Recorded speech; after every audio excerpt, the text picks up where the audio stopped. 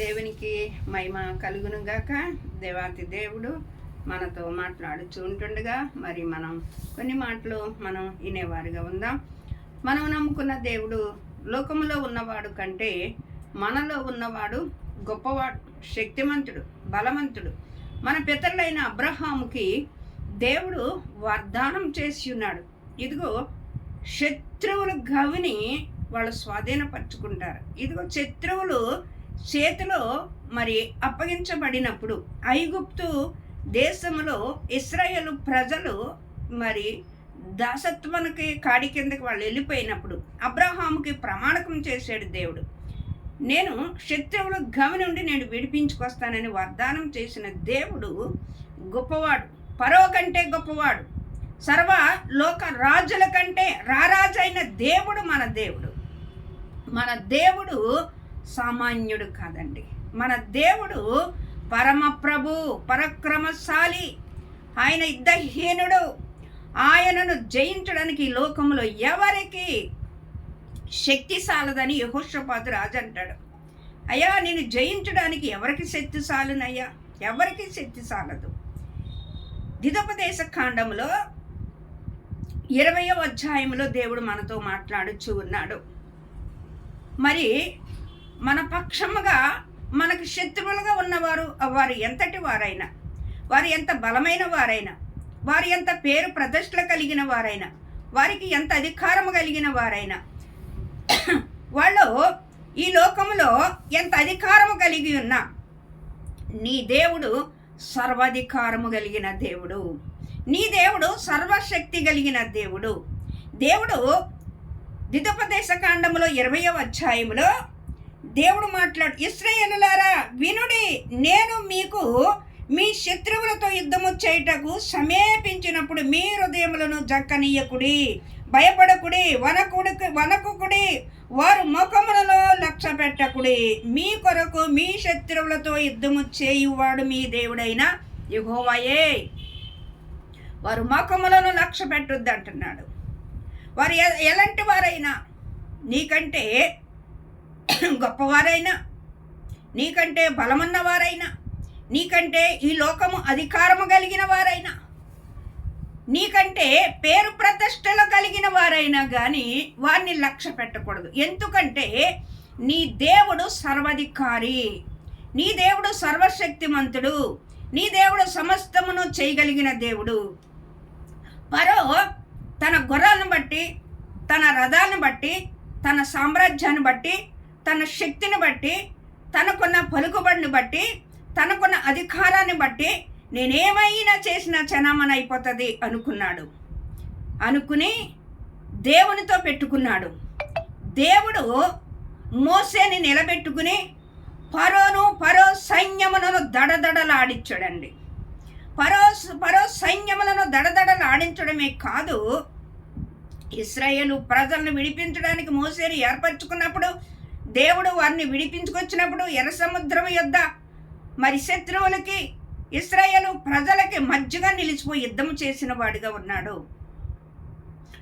వాళ్ళందరూ ఇశ్రాయేలు ప్రజలు భయపడిపోతుంటే మోసే అంటాడు, మీరు విడిచొచ్చిన ఐగుప్తును మరెన్నడనూ చూడరు, మీరు ఊరకనే నిలిచి ఉండి ఆయన మహిమను చూడండి అని మోసే చెప్తాడండి. ఇశ్రాయేలు ప్రజల పక్షంగా ఫరోతో యుద్ధము చేసింది ఎవరు అనంటే, అబ్రహాముకు వాగ్దానం చేసి నీ ప్రజలు నేను విడిపించుకొస్తానని ప్రమాణకం చేసిన దేవుడు యుద్ధము చేయటం మొదలుపెట్టాడండి. ఎర్ర సముద్రమును 2 పాయలుగా చేసి ఆరిన నేలను వాళ్ళని నడిపించి వాళ్ళని అద్రకు చేర్చాక ఈ ఫరో సైన్యము మరి ఆ ఎర్ర సముద్రం మయంగా వెళ్ళినప్పుడు మరి ఆ పక్కన ఈ పక్కన కట్టబడిన గోడలను మళ్ళీ మూసే చెయ్యెత్తు అన్నప్పుడు చెయ్యి ఎత్తినప్పుడు మరి మళ్ళీ ఆ నీళ్లు ఇశ్రాయేలు ప్రజలను ముంచివేసినట్లుగా మనం చూస్తూ ఉన్నాం. ఐగుప్తు రాజు గొప్పోడే, ఐగుప్తు రాజు గుర్రములు గొప్పవే, కానీ దేవుని కంటే కాదు.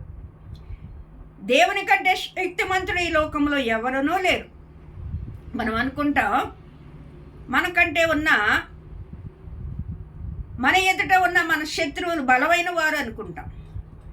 మనకున్న పరిస్థితులు బలమైనవి అనుకుంటాం, మనకున్న కష్టాలు బలమైనవి అనుకుంటాం, మనకున్న శ్రమలు, మనకున్న ఒత్తిళ్ళు, మనకున్న ఇబ్బందులు, మనకున్న ఇరుకులు బలమైనవి అనుకుంటాం. అమ్మో, నేను ఈ పరిస్థితుల నుండి నెగ్గలేనేమో, ఈ పరిస్థితుల నుండి నేను విడుదల కాలేనేమో, ఈ పరిస్థితుల నుండి నేను తప్పించబడలేనేమో అనుకుంటాం. కానీ నీ పరిస్థితులు నీ దేవుని చేతికి అప్పగించినట్లయితే, నీ సమస్యని, నీ పరిస్థితులు, నీ సమస్య నీ దేవునికి అప్పగించినట్లయితే, నీ వేద్యము దేవునికి అప్పగించినట్లయితే, దావీదంటాడు తన మామ అయిన సౌలుకి తనకి యుద్ధం వచ్చినప్పుడు, నా యాజ్యము నా దేవునికే అప్పగించుకుంటున్నాను, నా దేవుడే తీర్పు తీరుస్తాడు అని ఎప్పుడైతే తన యాజ్యాన్ని దేవునికి అప్పగించుకున్నాడో, ఆ యాజ్యం పక్షాన దేవుడు దిగివచ్చి కలగ చేసుకున్నాడండి.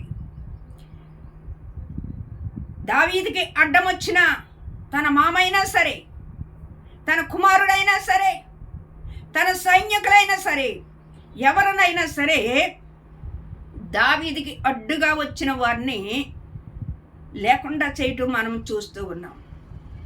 దేవుని ఎదుట నువ్వు రోషము కలిగి నిలబడితే, దేవుని ఎదుట నువ్వు విశ్వాసముతో దేవుని యందు నమ్మిక ఉంచి నువ్వు నిలబడినట్లయితే, నీ పరిస్థితి ఏదైనప్పటికైనాను నీ పక్షాన యుద్ధము చేసేవాడు నీ దేవుడైనా యెహోవాయే. నిన్ను రక్షించడానికి, నిన్ను విడిపించడానికి ఆయన సమర్థుడండి. నీ శత్రువులతో నువ్వు యుద్ధము చేయటానికి నువ్వు యుద్ధం చేయనక్కర్లా. ఎవరు యుద్ధం చేస్తారు అని అంటే, నీ యుద్ధాన్ని ఎవరికి అప్పగించాలి అని అంటే, నీ దేవుడైన యెహోవాకు అప్పగించాలి. నీతో కలహించేవారు మాయమై అబాకులవుతారు అనే యెషయా వాక్యం చెలవిస్తూ ఉంది. నువ్వు దేవుని పక్షాన నిలబడితే, ఇశ్రాయేలు ప్రజల పక్షాన ఆసాపు రాజు నిలబడినప్పుడు అమాలేకులందరినీ హతమార్చడానికి దేవుడు మాటగాళ్ళని పెట్టి హతమార్చిన దేవుడు. నీ పరిస్థితులు నువ్వు దేవునికి అప్పగించకుండా, నీ పరిస్థితులన్నిటిని బట్టి అయ్యో ఏం చేయాలి ఇప్పుడు, నా పరిస్థితి ఎలాగని కుమిలిపోతున్నా నీతోనే దేవుడు మాట్లాడుతూ ఉన్నాడు. కృంగిన వారిని బలపరిచే దేవుడు, నలిగిన హృదయములను దృఢపరిచే దేవుడు. ఏ పరిస్థితులైనను, ఏ కష్టకాలంలో నీ దేవుడైన యెహోవాకు నీ సమస్యలు అప్పగించుకున్నట్లయితే ఆయన నీ పక్షంగా యుద్ధము చేస్తాడండి. నీ పక్షంగా యుద్ధము చేసి నీకు విజయాన్ని ఇచ్చే దేవుడై ఉన్నాడు. నీతో యుద్ధము చేయువారు నిన్ను గెలవలేక ఉందరు అని దేవుని వాక్యం చెలవిస్తూ ఉంది. నీతో యుద్ధము చేసి ఎవరైనా సరే, నీతో పెట్టుకున్న వారు ఎవరైనా సరే దేవునితో పెట్టుకున్నట్లే. నువ్వు విశ్వాసివా? దేవుని యందు భయభక్తులు కలిగి ఉన్నావా? దేవుని యందు విశ్వాసం ఉంచుతున్నావా? దేవుని వైపుకే నీ కళ్ళెత్తుచున్నాయా? దేవునిపైనే నీ హృదయమును కుమ్మరిస్తూ దేవుని వైపుకే నువ్వు చూస్తుండవా? నువ్వు భయపడిన అవసరం, దేవుడు కలగ చేసుకుని నీ పక్షాన దిగివచ్చే దేవుడై ఉన్నాడండి. దిగివచ్చే దేవుడై ఉన్నాడు. ఇశ్రాయేలు ప్రజలందరూ కూడా లోయలో యుద్ధమునకు నిలబడినప్పుడు, ఆ గొలియాను ఎదిరించడానికి ఎవరికి శక్తి లేనప్పుడు, రోషము కలిగిన దావీదు, ఇశ్రాయేలు ప్రజలు శత్రువు గొలియాదు, ఇదిగో మీరు నాకు దాసులై ఉండిన ఎడల, మీరు నా చేతిలో గెలిచిన ఎడల మేము నీకు దాసులమే, లేని ఎడల మీరు నాకు దాసులై ఉండాలని గొలియాదు చవాల ఎత్తు మీసాలు తిప్పుతూ అక్కడ హెచ్చరికలు చేస్తూ ఉన్నప్పుడు వారు ఎవ్వరికి ప్రాణ భయములు వాళ్ళకు పట్టుకున్నాయండి. వాళ్ళ పక్షాన దేవుడు ఉన్నాడు. ఇశ్రాయేలు సైన్యములు నడిపించిన దేవుడు ఆయన ఉన్నాడు అని ఒక్కళ్ళు కూడా ముందుకు రాలేనప్పుడు దేవుడు బాలుడైన దావీదుని లేపుకున్నాడండి రోషముతో. దావీదు అంటాడు, యుద్ధము యెహోవాదే, నీతో వచ్చేవాడు నేను కాదు, నా దేవుడైన యెహోవా. నీ దేవుని నువ్వు ముందు పెట్టినట్లయితే, ఇశ్రాయేలును నడిపించిన ఆ దేవుడే నీ ప్రతి పరిస్థితికి నీ దేవుడిని నువ్వు ముందు పెట్టినట్లయితే, నీ దేవుడు నీ పరిస్థితులన్నిటికి విజయమునిచ్చే దేవుడై ఉన్నాడు. నీ శత్రువులను నీ పాదముల కింద పెట్టే దేవుడై ఉన్నాడు.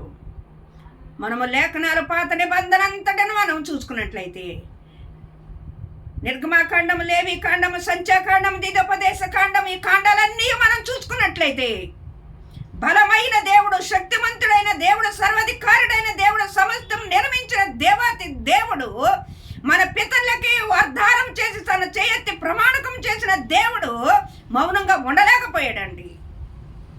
మౌనంగా ఉండలేకపోయాడు. శత్రువులతో యుద్ధము చేయడానికి పరమసింహాసనం నుండి దిగివచ్చిన దేవుడిగా ఉన్నాడు. నీ దేవుడు పక్షంగా నువ్వు నిలబడినట్లయితే దేవుడు నీతో యుద్ధము చేయటానికి ఆయన దిగి వస్తాడు. నీ శత్రువులతో యుద్ధము చేయటానికి ఆయన దిగి వస్తాడు. నీ శత్రువు పతనము చూడటానికి ఆయన దిగి వస్తాడండి.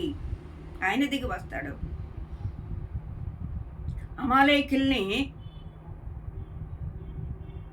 ఎంతగా ఇశ్రాయేలు ప్రజల్ని వాళ్ళు హింసిస్తూ ఉన్నప్పుడు దేవుడే మాటుగాళ్ళని పెట్టి వాళ్ళని హతమార్చినట్లుగా మనం దినవృత్తాంతముల గ్రంథం 20వ అధ్యాయములు మనం చూస్తూ ఉన్నాం.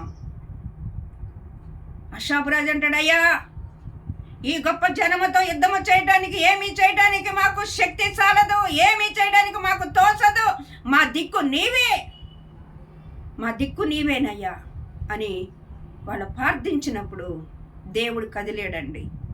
దేవుడు పట్టించుకుంటాడు. దేవుడు కలగజేసుకుంటాడు. దేవుడు దిగి వస్తాడు. దేవుడు నీకు విజయమనిస్తాడు. దేవుని వాక్యం చాలు. అవమానమున చిగ్గును తలంచవద్దు. అవమానించబడిన చోట వెయ్యనంతల ఘనతగా మనల్ని లేవనెత్తుతాడు. మీకా ప్రవర్త అంటాడు, నా శత్రువా నా యందు అతిశయించవద్దు. ఒకవేళ మనకు కలిగిన పరిస్థితులను బట్టి శత్రువు మన పక్షాన అతిశయించే విధంగా మనల్ని అవమానకరంగా ఉన్నట్లుగా మనకు అనిపించవచ్చు, కానీ నీతో ఉన్న దేవుడు ఆ పరిస్థితి నీకు రానివ్వడు. నీతో ఉన్న దేవుడు నీ పక్షాన్ని నీ తల ఎత్తుకునేలాగా దేవుడు చేస్తాడు. అవమానమును చిగ్గును మనం ఎప్పుడైతే తలంచి మనం కుమిలిపోతూ ఉంటామో మనం దుష్టుడికి అవకాశం ఇచ్చినట్లయితే, దుష్టుడికి మనం చోటు ఇచ్చినట్లయితే నువ్వు దేవుడు ఇంకా సాతాను నువ్వు కృంగదీసే విధంగా సాతాను ఉంటుందండి. మనము శత్రువేదుడు కృంగిపోయేలాగా ఉండకూడదు. నీ భక్తి నిన్ను కాపాడదా, నీ ఆశ ఎన్నటికీ భంగము కానేరదు అని దేవుని వాక్యం చలవిస్తూ ఉంది. దేవుడు ఇక్కడ చలవిస్తూ ఉన్నాడు. వారికి జడయొద్దు, వారికి భయపడవద్దు అని దేవుని వాక్యం చలవిస్తూ ఉంది. ఇంకా ఏం చెప్తున్నాడో చూడండి. ఇక్కడ జంకకుడి, భయపడకుడి, వనకుడికుడి, వారు ముఖములను చూసి బెదరకుడి. జంకొద్దు అంటున్నాడండి. మనం జంకకూడదండి. మన పరిస్థితులను బట్టి మనము భయపడకూడదు. మన పరిస్థితులను బట్టి, ఇంట్లో పరిస్థితులను బట్టి, కుటుంబం సమస్యలను బట్టి భయపడిపోతూ ఉన్నావేమో, జంకుతూ ఉన్నావేమో, బెదిరిపోతూ ఉన్నావేమో, తాళలేకుండా తట్టలేకుండా ఉన్నావేమో, కానీ నీ పక్షాన ఉన్న దేవుడు సమస్తమును జయించిన దేవుడు అండి. సమస్తమును జయించిన దేవుడు నీ పక్షాన ఉన్నాడు. దేవునికి అప్పగిస్తావా నీ సమస్య? దేవుని చేతిలో పెడతావా నీ సమస్య? నీకున్న ఆ కష్ట నష్టాల, బాధల, ఇరుకులు, ఇబ్బందులు, శ్రమలు, దుఃఖము, వేదన, రోదన, శరీర బలహీనతలు, కునుంగిపోయిన స్థితి, కృషించిపోయిన స్థితి, నా బ్రతికెందుకు అనుకున్న పరిస్థితి, నా బ్రతికే వేస్ట్, నా జీవితమే వేస్ట్, నేను బ్రతుకుతమే వేస్ట్ అనుకున్న నీ జీవితంలో దేవుడు కలగ చేసుకుంటాడండి. నువ్వు దేవునికి మోకాళ్ళేసి నీ సమస్యను దేవునికి అప్పగించుకున్నట్లయితే, అయ్యా నీ బిడ్డన కదయ్యా, నీవు నన్ను కొనుక్కున్నావు కదయ్యా, నీ రక్తముతో నన్ను కడుక్కున్నావు కదయ్యా, నువ్వు సర్వమును నా కొరకు దారబోసిన దేవుడు కదయ్యా, నా కొరకు నీ ప్రాణము పెట్టిన దేవుడు కదయ్యా, నన్ను విడిచిపెట్టవని నేను నీ పాదాలు పట్టుకుంటున్నానయ్యా, నేను నమ్ముతున్నానయ్యా, నేను విశ్వాసం ఉంచుతున్నానయ్యా, నా పరిస్థితులన్నిటినీ నువ్వు చేయగలిగిన దేవుడు అని నేను నమ్ముతున్నాను అని నీ పరిస్థితుల్ని దేవునికి అప్పగించుకున్నట్లయితే దేవుడు నీ పక్షంగా నిలబడి యుద్ధం చేసేవాడు. జయము వచ్చినప్పుడు, అపజయము నుండి జయము వచ్చినప్పుడు అసలు నీ ఆనందము పట్టజాలదండి, నీ సంతోషము పట్టజాలదు. ఆయన నీ పక్షాన మహిమపరుచుకుంటాడు, నీ పక్షం నుండి ఆయన నామాన్ని ఘనత తెచ్చుకుంటాడండి. నువ్వు దేవుని పక్షాన నిలబడిన వ్యక్తిగా నీవు ఉన్నప్పుడు దేవునికి మహిమ, ఘనత, ప్రభావములు ఆయనకే చెందుతాయండి. ఫరో హృదయాన్ని ఆ దినాల్లో కఠినపరిచి ఎన్ని మార్లు వెళ్ళొద్దని, దేవుణ్ణి ఆరాధించడానికి వెళ్ళమనేవాడు, తర్వాత వెళ్ళొద్దనేవాడు. అలాగే ఇశ్రాయేలు ప్రజలను ఎన్నో హింసలు బాధలు పెడుతూ ఉన్నప్పుడు దేవుడు కలగజేసి 10 అద్భుత కార్యములు చేశాడండి. 10 అద్భుత కార్యములు దడదడలు ఆడిచ్చాడండి. ఫరో సైన్యాన్ని, ఫరో బలగం అంతటిని దడదడలాడిచ్చాడండి. అమ్మో, ఇశ్రాయేలు ప్రజల పక్షంగా ఆయనే దిగవచ్చి యుద్ధము చేయించున్నాడు, మనం వెళ్ళిపోదాము రండి అని వాళ్ళు భయపడిపోయిన పరిస్థితి మనం చూస్తూ ఉన్నాం. నువ్వే స్థితిలో ఉన్నా, నువ్వే పరిస్థితిలో ఉన్నా, ఏ కష్టకాలంలో ఉన్నా, ఏ ఇరుకులో ఉన్నా, ఏ ఇబ్బందుల్లో ఉన్నా, ఎలాంటి కొలుములో నీవున్నా, ఏ కష్ట నష్టాల్లో ఉన్నా, నీవు పడి ఉన్న స్థితి నుండి దేవుడు లేవనెత్తగలిగిన దేవుడు. ఆయన బలమును మనం శోధించలేమండి. దేవుడు అంటున్నాడు కదా, సొమ్మసెల్లిన వారికి బలాభివృద్ధి కలగ చేయవాడు ఆయనే. ఆయన సొమ్మసెల్లడు ఆలయ్యాడు. ఆయన సొమ్మసెల్లడు. ఎన్ని కోట్ల మందికి సహాయం చేయడానికి, ఆయన చేయూతనివ్వడానికి, ఆ పరిస్థితి నుండి లేవనెత్తడానికి, ఆ పరిస్థితి నుండి బలపరచడానికి ఆయనే దిగివచ్చి నా చెయ్యి పట్టుకుని మరణమన్న అంచుల దాకా వెళ్ళిపోయిన మనల్ని, ఆ నరక అగ్నిగుండములోనికి వెళ్ళిపోతున్న మనల్ని మన చెయ్యి పట్టుకుని లేవనెత్తుకొచ్చి ఆయన బిడ్డలుగా మనల్ని తీర్చుకున్నాడండి. రోమీలకు రాసిన పత్రికలో దేవుడు అంటాడు, నా సొంత కుమారుణ్ణే నేను మీకు ఇవ్వడానికి వెనతిరగలేదు, మీరు ఏది అడిగితే ఇవ్వను అంటాడు. ఆ మాట ఎంత అద్భుతంగా ఉంటుందో.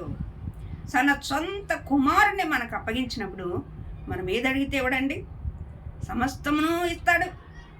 యోహాను సువార్త 15:7 అంటాడు, నా యందు మీరును మీ యందు నా మాటలను నిలిచి ఉన్న ఎడల మీకు ఏది ఇష్టమో అడగండి, మీకు ఏది ఇష్టమో అడగండి. నా యందు భయభక్తులు కలవారిని కరుణించవలెనని నేను వారి పక్షాన నిలబడి ఉన్నాను.